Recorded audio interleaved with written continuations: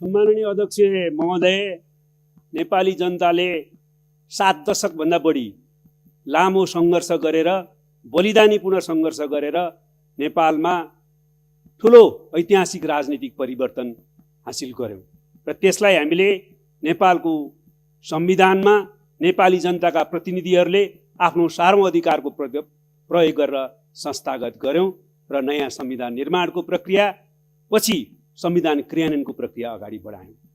वास्तवमा नेपालका सबै लोकतन्त्रवादी शक्तिहरूको लागि एउटा गर्वको विषय रह्यो कि नेपालमा नेपाली जनताले 6 दशकभन्दा बढी सङ्घर्ष गरेर एउटा नयाँ मोडेलको लोकतन्त्र, परम्परागत संसदीय गणतन्त्र भन्दा उन्नत प्रकारको समाजवाद उन्मुख समावेशी लोकतन्त्र स्थापित गरे। राजनीतिक प्रणालीको हिसाबले सङ्घीय लोकतान्त्रिक गणतन्त्र र सामाजिक सार्थत्वको हिसाबले समाजवाद उन्मुख समावेशी लोकतन्त्र स्थापित गरियो। त्यो सबै लोकतन्त्रवादीहरूको लागि गर्वको विषय हो र नेपाली कम्युनिस्टहरूको लागि भने अझ गर्वका अतिरिक्त ऐतिहासिक अवसर प्राप्त भयो।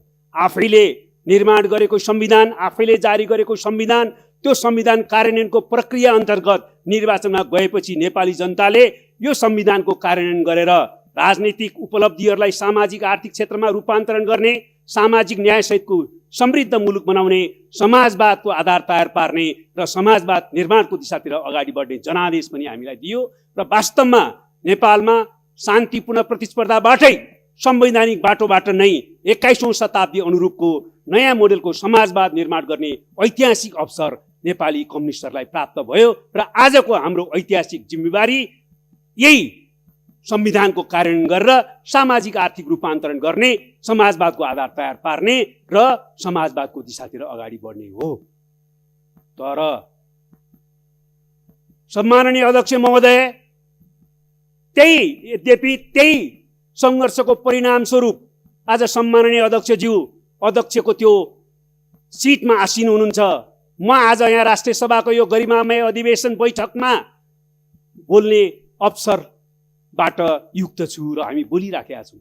तर यही 77 साल पुस 5 गते सम्माननीय प्रधानमन्त्री केपी ओलीको नेतृत्वको सरकारले संविधानको ठाडो उल्लङ्घन गरेर नेपालमा संविधानले दिँदै नदिएको अधिकार प्रयोग गरी प्रतिनिधि सभा विघटन गर्ने असंवैधानिक कदम चालियो। यो कदम असंवैधानिक मात्रै होइन, यो अलोकतान्त्रिक हो, यो प्रतिगामी हो र यो स्वेच्छाचारी र निरङ्कुश कदम हो। यसले नेपालमा नेपाली जनताले लडेर ल्याएको उपलब्धिहरूलाई खोज्ने काम गरेको छ, अपहरित गर्ने काम गरेको छ। यो तत्कालको एउटा प्रतिगामी कदम मात्र होइन, यसले समग्र प्रतिबन्धको आधार तयार गर्ने त होइन भन्ने ठुलो आशंका पैदा गरेको छ र हामीले ल्याएको ऐतिहासिक राजनीतिक परिवर्तनमाथि कालो बादल मड्यारिन थालेको छ। तर नेपाली जनताले यसलाई कुनै पनि हालतमा रक्षा गरी छाड्नेछन् भन्ने सङ्कल्प गरेका पनि छन्। म प्रश्नसँग भन्न चाहन्छु सम्माननीय अध्यक्ष महोदय, के यो संवैधानिक छ? कसैले भन्न सक्छ यो संवैधानिक छ? त्यतिखेर संविधान निर्माण गर्दा हामी सबैले राष्ट्रिय राजनीतिक एकता कायम गर्यौं, राष्ट्रिय राजनीतिक सहमति कायम गर्यौं कि अब राजनीतिक स्थिरता सुनिश्चित गर्नका निम्ति पहिला जस्तो संसद विघटन गर्ने अधिकार अब कुनै प्रधानमन्त्रीलाई नदिने भनेर राष्ट्रिय राजनीतिक सहमति कायम गर्यौं।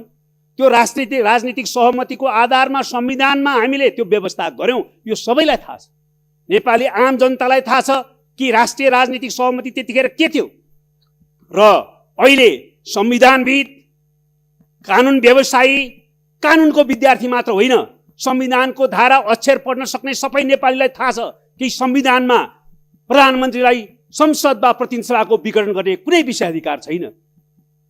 त्यति हुँदाहुँदै पनि संविधानमा हुँदै नभएको अधिकारको प्रयोगको हवाला दिँदै संविधानलाई माथि घात गरियो र प्रतिनिधि सभा विघटन गरियो। सम्माननीय अध्यक्ष महोदय, यो संविधानको धारा 76 को 1, धारा 76 1, 2, धारा 76 3, धारा 76 5, 4वटा धाराहरूले सरकार निर्माणको विकल्पहरू प्रदान गरेको छ। पहिलो विकल्प, बहुमत प्राप्त दलको नेता प्रधानमन्त्री हुन्छन्। त्यस्तो हुन सकेन भने दुईभन्दा बढी पार्टीहरूको समर्थन प्राप्त व्यक्तिले सरकार गठन गर्छ। त्यो पनि हुन सकेन भने सबभन्दा ठुलो पार्टीलाई सरकार बनाउने अवसर दिइन्छ। त्यो पनि भएन भने त्यतिखेर कुनै प्रतिनिधि सभाको सदस्यले मलाई बहुमत छ भन्ने कुनै आधार देखायो भने उसलाई पनि संविधानको धारा 76(5) अन्तर्गत अवसर दिइन्छ।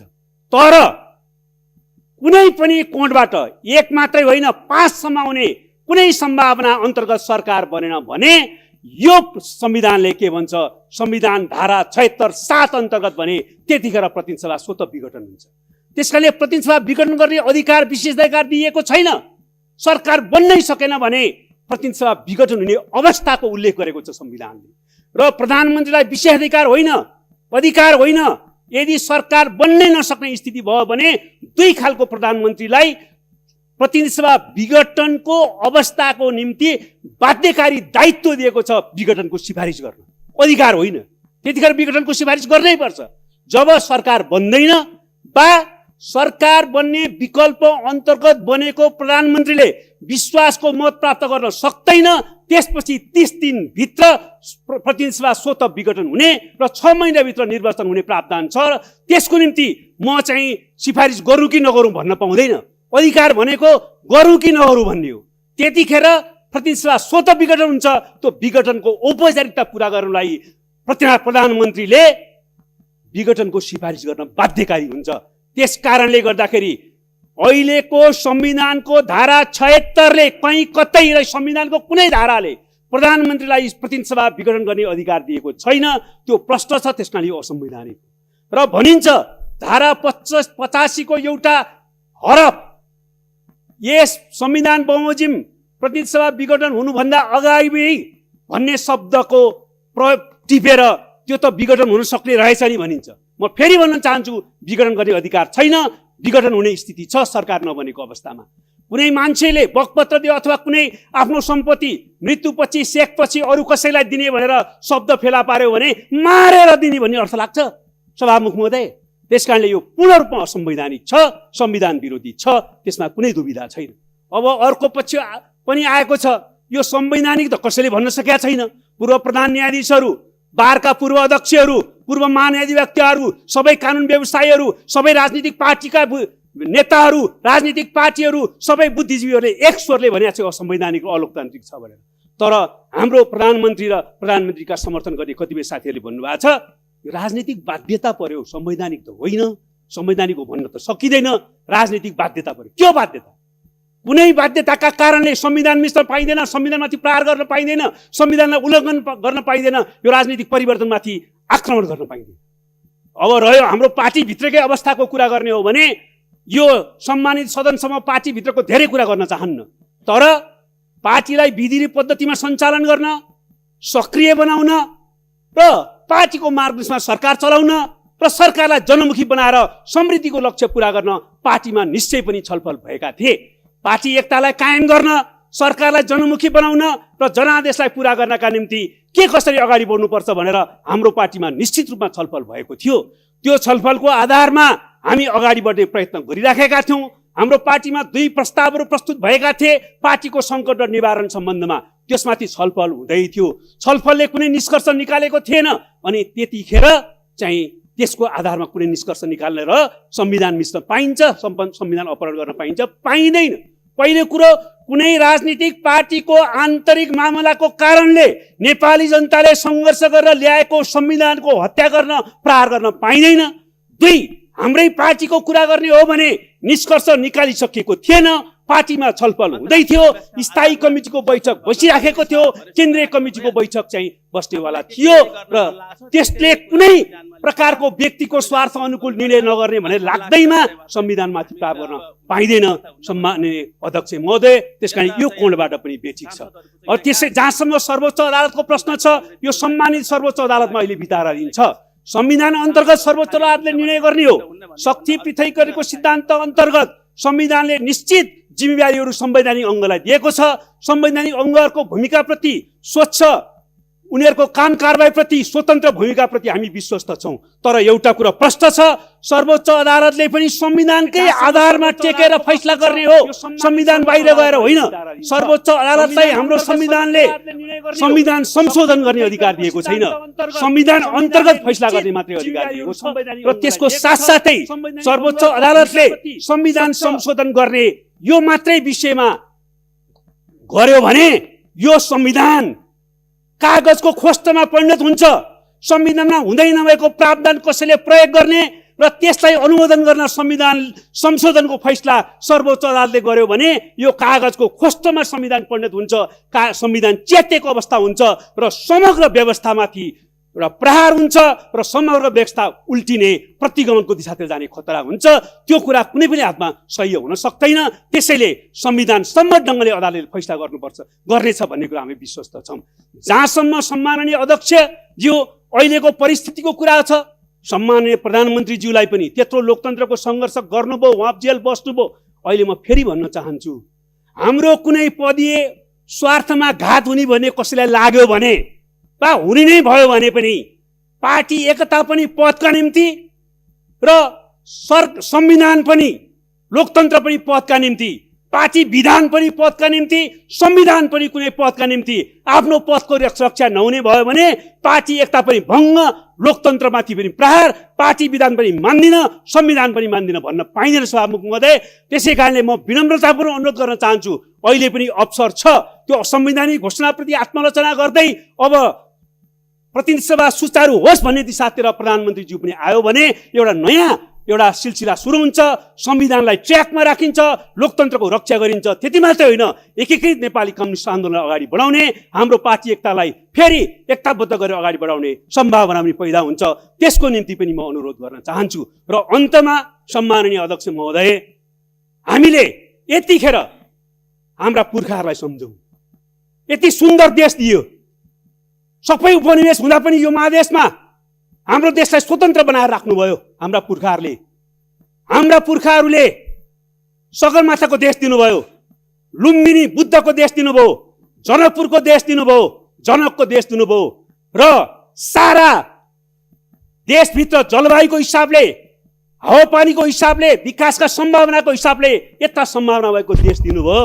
र अहिले हामीले त्यो सम्भावनालाई साकार पार्नको निम्ति समृद्ध नेपाल बनाउनु निम्ति लोकतन्त्रको निम्ति लड्यौँ र लोकतान्त्रिक नेपालको स्थापना गर्यौँ। अब हामीले त्यो लोकतन्त्रको रक्षा गरेर, लोकतन्त्रलाई अझ विकास गरेर, संविधानका कमी कमजोरलाई अझ परिमार्जन गरेर, हामीले सामाजिक आर्थिक रूपान्तरण गरेर समृद्ध नेपाल बनाएर शिक्षा, स्वास्थ्य, रोजगारी, खाद्यान्न, आवास सबै मौलिक अधिकारको ग्यारेन्टी गरेर आम जनतालाई परिवर्तनको अनुभूति आफ्नै पोल्टामा प्राप्त गर्ने स्थिति सिर्जना गरेर समृद्ध नेपाल र समाजवादी नेपाल बनाउनु हो।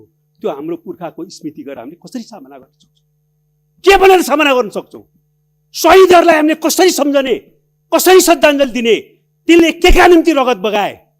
फेरि लोकतन्त्र ल्याउने, फेरि लोकतन्त्र मिच्ने अनि प्रतिगमनको विरोधी फेरि सङ्घर्ष गरिराख। समृद्ध नेपाल बनाउनु छैन।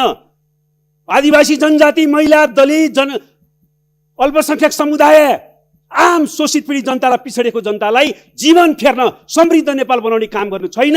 फेरि संविधान मिच, लोकतन्त्रको हत्या गर, फेरि प्रतिगमन विरोधी आन्दोलन गर। यसैको निम्ति हो त हामीले सङ्घर्ष गरेको र शहीदहरूले बलिदान दिएको, हाम्रो पुर्खाले यो देश हामीलाई दिएको। त्यसकारणले पुर्खालाई स्मरण गरौँ, शहीदहरूलाई स्मरण गरौँ, उनीहरूलाई श्रद्धाञ्जली दिँदै राखेर सोचौँ। हामी सबैले आत्मालोचक पनि हौँ। कुनै एउटा व्यक्तिलाई मात्रै पनि म भन्दिनँ, राजनीतिक पार्टीहरू, राजनीतिक नेताहरू, हामी सबै आत्मालोचक हौँ। हामीले के गरिराखेका छौँ? हामी सबैका कमी कमजोरीप्रति पनि हामी आत्मालोचक हौँ। यो नयाँ नेपाल बनाऊ, त्यसको निम्ति हामी अगाडि बढौँ। तर एकातिर सधैँ प्रतिगमन हुने र प्रतिगमन लडिरहने, जनताको जीवन बर्बाद हुने, जनजीविकाको समस्या त्यस्तै भइरहने, 40 लाख नेपाली श्रमिकहरू विदेशमा बसिरहनु पर्ने, रगत पसिना विदेशी भूमिमा सुहाइरहनु पर्ने र नेपालको राजनीति चाहिँ राजनीति फेरि सत्ताको फोरी खेलो भन्ने स्थिति बनिरहने हो त। यसैले प्रतिगमन होइन, लोकतन्त्रको विकास गरौँ, समृद्ध नेपाल बनाऊ। राजनीति फोहोर खेल होइन, राजनीतिलाई सफा गरौँ, विचार, सिद्धान्त, राजनीति, नीतिज्ञता, मूल्यको आधारमा अगाडि बढौँ। त्यसको निम्ति म सबैलाई अपिल गर्दै बिदा हुन्छु। धन्यवाद।